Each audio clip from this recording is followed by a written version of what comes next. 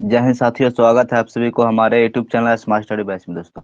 हाँ तो दोस्तों, जुड़े रहिए हमारे YouTube channel smart study batch से, क्योंकि जो आज का सेशन है दोस्तों बहुत ही इम्पोर्टेंट है। श्वसन तंत्र रेस्पिरेशन से रिलेटेड आज हम लोग बहुत ही इम्पोर्टेंट पॉइंट्स के बारे में जानेंगे। चलिए हम वीडियो को स्टार्ट करते हैं। चलिए, श्वसन श्वसन क्या है? श्वसन क्या है? श्वसन जो है ऑक्सीजन भोज्य पदार्थों का ऑक्सीकरण करके, मतलब कि ऑक्सीडेशन कर या विखंडन कर ऊर्जा उत्पन्न करती है। तो भोज्य पदार्थों का ऑक्सीकरण कर ऊर्जा प्राप्त होने की प्रक्रिया को श्वसन कहलाती है। इसको अपनी भाषा में बोल सकते हैं, ऑक्सीजन भोज्य पदार्थों का ऑक्सीकरण करके या विखंडन करके जो ऊर्जा उत्पन्न करती है, तो वैसे ऊर्जा उत्पन्न करने की प्रक्रिया को क्या कहते हैं? श्वसन कहते हैं। एग्जाम्पल के तौर पर हम लोग सब समझेंगे। C6H12O6 plus O2 equal to CO2 plus H2O plus ऊर्जा प्रदान करता है। जैसा कि कोई भोज्य पदार्थ है या ग्लूकोज, ठीक है, या ऑक्सीजन से क्या ऑक्सीकरण होकर या विखंडन होकर हमको क्या प्रदान करता है? कार्बन डाइऑक्साइड, जल और ऊर्जा प्रदान करता है। तो नेक्स्ट पॉइंट है, सांस लेने से लेकर हमारे शरीर में ऊर्जा बनाने तक की प्रक्रिया को तीन भागों में बांट सकते हैं। सांस लेने से लेकर हमारे शरीर में ऊर्जा बनाने तक की प्रक्रिया को तीन भाग में बांट सकते हैं। कौन कौन भाग में बांट सकते हैं? तो बाह्य श्वसन, गैसों का शरीर में परिवहन, आंतरिक श्वसन, इन सभी तीनों भागों में हम लोग बांट सकते हैं। तो सबसे पहले हम लोग अध्ययन करेंगे बाह्य श्वसन है क्या। बाह्य श्वसन, एक्सटर्नल रिस्पिरेशन। तो चलिए हम लोग बाह्य श्वसन के बारे में जानेंगे। यह है बाह्य श्वसन, एक्सटर्नल रिस्पिरेशन क्या है? तो प्राणियों और वातावरण के बीच गैसों जैसे ऑक्सीजन और कार्बन डाइऑक्साइड का आदान प्रदान को बाह्य श्वसन का ऑक्सीजन का शरीर में आना और शरीर से बाहर जाना, ऑक्सीजन को शरीर में आना और शरीर से बाहर जाना एक्सटर्नल रिस्पिरेशन कहलाता है। जब हम लोग सांस लेते हैं तो उसे प्रक्रिया को क्या कहा जाता है? इनप्रेशन, निःश्वासन कहते हैं। सांस लेने की प्रक्रिया को निःश्वासन और सांस छोड़ने की प्रक्रिया को एक्सप्रेशन, उच्छ्वास कहते हैं। क्या कहते हैं? उच्छ्वास कहते हैं। जब हम लोग ऑक्सीजन लेते हैं O2, जब हम लोग अपने शरीर में ऑक्सीजन लेते हैं O2, तो उसमें नाइट्रोजन की मात्रा 78% और ऑक्सीजन की मात्रा 20% और CO2 की मात्रा 0.03%, जबकि जलवाष्प की मात्रा 0.5% होता है। जब हम लोग सांस छोड़ते हैं तो क्या छोड़ते हैं? कार्बन डाइऑक्साइड छोड़ते हैं। जब कार्बन डाइऑक्साइड छोड़ते हैं तो उसमें नाइट्रोजन की मात्रा 78% होती है और ऑक्सीजन की मात्रा 16% हो जाती है, और कार्बन डाइऑक्साइड की मात्रा 4% और जलवाष्प की मात्रा 6.5% होती है। ये परसेंटेज में घटाव बढ़ाव वाटर वाइपर के कारण होता है। किसके कारण होता है? वाटर वाइपर के कारण होता है। यहाँ पे एक इंपॉर्टेंट पॉइंट दिया गया है, श्वसन की क्रिया में वायु में, श्वसन की क्रिया जब हम लोग करते हैं तो में वायु में नाइट्रोजन की जो मात्रा है उसमें कोई भी परिवर्तन नहीं होता। जब हम लोग ऑक्सीजन लेते हैं और छोड़ते हैं उसमें वायु में, उस वायु में नाइट्रोजन की मात्रा का कोई भी परिवर्तन नहीं होता है। तो चलिए वीडियो पर एंड तक बने रहिएगा, क्योंकि इसमें क्वेश्चन कहीं से भी किसी भी तरह क्वेश्चन बन सकता है। तो चलिए वीडियो को लास्ट तक देखिएगा, वीडियो को बिल्कुल भी स्किप मत कीजिएगा दोस्तों। चलिए नेक्स्ट हम लोग जानेंगे गैसों का शरीर में परिवहन। गैसों का शरीर में परिवहन, ऑक्सीजन और कार्बन डाइऑक्साइड का की कोशिकाओं तक पहुंचाना और वापस फेफड़ों तक वापस आने की प्रक्रिया को ट्रांसपोर्टेशन गैसेस कहते हैं। ट्रांसपोर्टेशन गैसेस कहते हैं। ऑक्सीजन और कार्बन डाइऑक्साइड को फेफड़ों के शरीर से कोशिकाओं तक पहुंचाना, कोशिकाओं से वापस फेफड़े तक वापस आने की प्रक्रिया को ट्रांसपोर्टेशन ऑफ गैसेस कहते हैं। श्वसन गैसों को शरीर में ट्रांसफर करने का काम कौन करता है? ब्लड करता है। श्वसन गैसों में शरीर में ट्रांसफर करने का काम ब्लड करता है। जैसे कि हम लोग जब सांस लेते हैं तो वह ऑक्सीजन हमारे फेफड़े तक चले आते हैं। कहाँ तक? फेफड़े तक, लंग्स में चले आते हैं। और जो फेफड़ा जो है हमारे शरीर में रक्त के साथ पंप करता है, रक्त के साथ हमारे कोशिकाओं तक पहुंचाने में मदद करता है। कौन करता है? तो रक्त करता है। जब रक्त के साथ वह चला जाता है तो HbO2 के रूप में वह हमारे कोशिकाओं तक पहुंचता है। कोशिकाओं के पहुंचने तक वह HbO2 ऑक्सीजन प्लस Hb में बदल जाता है। वह ऑक्सीजन अलग और हेमोग्लोबिन अलग हो जाते हैं। ये इस तरह हमारे गैसों का शरीर में परिवहन होता है।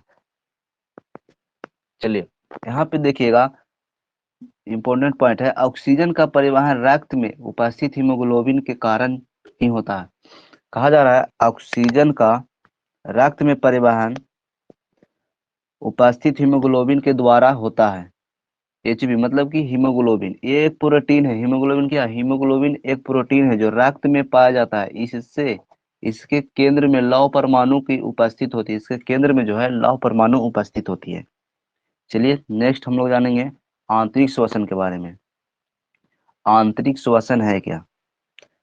मतलब कि इंटरनल रिस्पिरेशन। तो आंतरिक श्वसन, श्वसन गैसों का एक्सचेंज कोशिकाओं में होती है। आंतरिक श्वसन में होती है, इसीलिए इसे कोशिकीय श्वसन भी कहते हैं। इसीलिए इसे कोशिकीय श्वसन भी कहते हैं।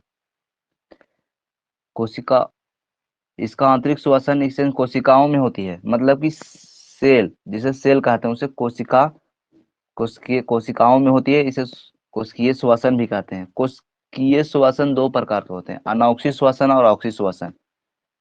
कोशिकीय श्वसन कितने प्रकार का होता है? दो प्रकार, अनॉक्सी और ऑक्सी श्वसन। तो सबसे पहले हम लोग कोशिका के बारे में जानेंगे। कोशिका मतलब कि सेल, सेल स्ट्रक्चर। ये देखिए आप लोग देख रहे हैं, ये सेल स्ट्रक्चर है। सेल स्ट्रक्चर, सेल अट्रैक्शन में पाए जाने वाले कौन कौन कौन सी चीज पाए जाते हैं सेल एक्सट्रैक्शन में?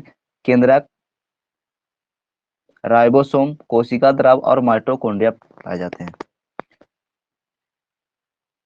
जब कोई मनुष्य, हमारा ऑक्सीजन जब सांस लेता है तो वह ऑक्सीजन होती है। तो उसमें आंतरिक जो श्वसन होती है वह कोशिका, कोश, वह कोशिका में ही होती है। आंतरिक श्वसन कहाँ होती है? कोशिका में होती है। तो श्वसन की जो प्रक्रिया है हर जीवित कोशिकाओं में कोशिका द्रव या माइटोकॉन्ड्रिया में ही पूरी होती है। हमारे जो श्वसन का जो प्रक्रिया है वह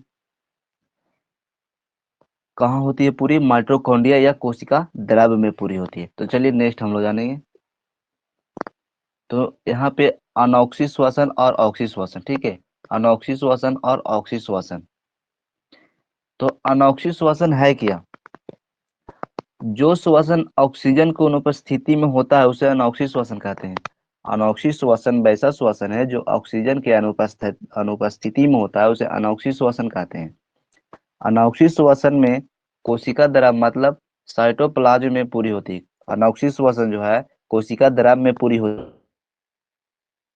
इसमें ग्लूकोज का विघटन, आंशिक विघटन सेल के साइटोप्लाज्म मतलब कोशिका द्रव में पूरा होता है। ग्लूकोज का जो आंशिक विघटन होता है वह कोशिका द्रव में पूरा होता है।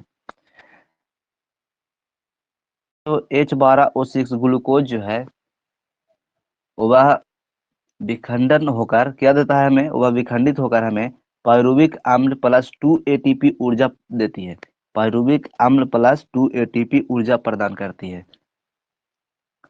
इसी पूरी प्रक्रिया को ग्लाइकोलिसिस कहते हैं। इस पूरी प्रक्रिया को हम लोग ग्लाइकोलिसिस कहते हैं। चलिए हम लोग जानेंगे ऑक्सी श्वसन, एरोबिक रिस्पिरेशन। इसमें ऑक्सीजन की उपस्थिति में ग्लूकोज के अणु का कंप्लीट ऑक्सीडेशन होता है।